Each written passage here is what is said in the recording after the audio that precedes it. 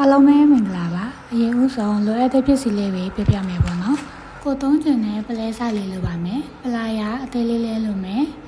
ပြီးတော့ငါးများချိုးလို့ခေါ်တဲ့ပလဲတီချိုးလေးခေါ်ရပေါ့နော်ဒါလေးတစ်ခွေလိုပါမယ် size ကိုက 0.5 ကိုသုံးပါ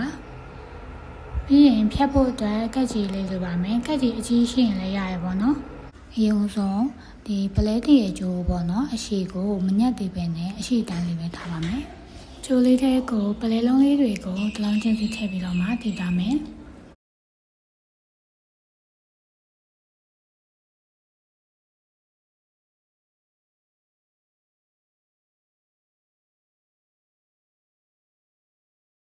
အခုဗီဒီယိုမှာကမမေရဲ့ကိုသားလေးနဲ့ပဲလုပ်ထားတယ်မမေကပိန်တာဖြစ်တဲ့အတွက်ဆက်လေးလက်မဆိုရပြီပေါ့နော်ဒါလေးကအပိန်နဲ့ထည့်လေးပါအယောင်က2ယောင်ရှိရပေါ့နော်အခုပြထားတာလေးကကျိုးကိုအပိတ်လုပ်တဲ့ဟာလေးပေါ့နော်ဒါလည်းအပိတ်လုပ်တဲ့ဟာလေးပါအယောင်ကိုရွှေရောင်လေးတုံးပြီးတော့မှလုပ်ပြပေးထားမယ်အရင်ဆုံးကျိုးကိုအပိတ်လုပ်မဲ့ပုံစံလေးပေါ့နော်ဒါကပါစောက်ပုံစံလေးအဲ့ဒါကိုအနောက်ဘက်ခြမ်းကနေထည့်ပါမယ်သူရဲ့ကြောဘက်ကနေထည့်မယ်ပေါ့နော်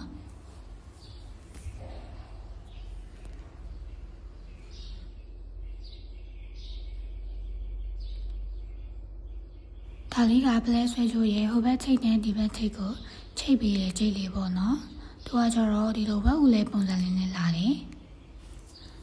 ဒါလေးကိုခုနကနေရမှာပြန်ထည့်ပါမယ်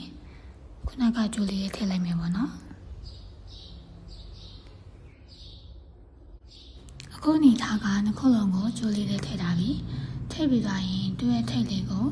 ခုနကဒီကျိုးကိုပိတ်တယ်ပေါ့နော်အပိတ်ကိုအရှိဘက်ခြမ်းကနေပြန်ထည့်မယ်ပထမဆုံးထည့်တော့ကျတော့အပိတ်ရဲ့ကြောဘက်အနောက်ဘက်ကနေထည့်ရနော်ပြီးသွားရင်ဒုတိယတစ်ခေါက်ကကျတော့အရှိဘက်ကနေပြန်ထည့်မယ်ဒီနေရာမှာကျိုးဖြူကြီးမပေါ်နေအောင်လို့တခြားလေးထိမယ်ပေါ့နော်ခွက်တီးဖြစ်အောင်လို့ကျိုးကိုထည့်ပြီးတော့မှအပိတ်လေးကိုပိတ်ပါမယ်ပလာယာအသေးလေးနဲ့ညှက်ပြီးပိတ်မယ်ပေါ့နော်ကျိုးကသူ့ရဲ့အထဲထဲမှာရှိနေရမယ်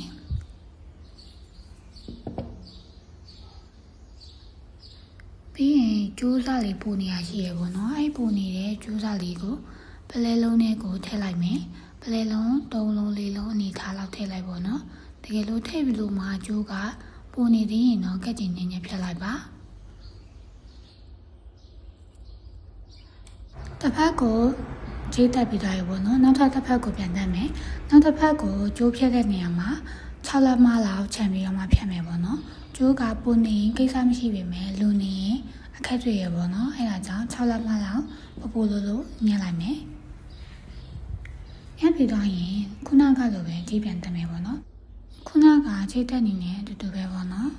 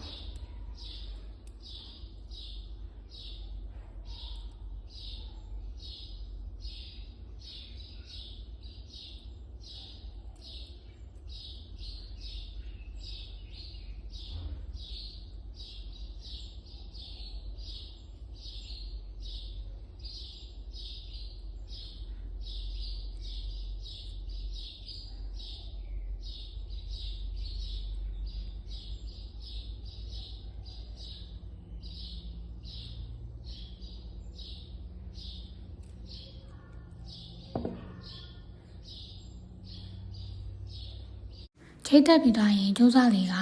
ပုံနေသေးရပေါ့နော်အဲ့ပုံနေတဲ့ကျိုးစားလေးကိုပလဲလုံး5 6လုံးပေါ့နော်အဲ့လိုလေးကိုထည့်လိုက်ပါထည့်ပြီးတော့လုံးမှာကျိုးကရှိကျန်နေသေးရဆိုရင်ကက်ကျင်နေညှက်ဖြတ်လိုက်ပင်ပေါ့နော်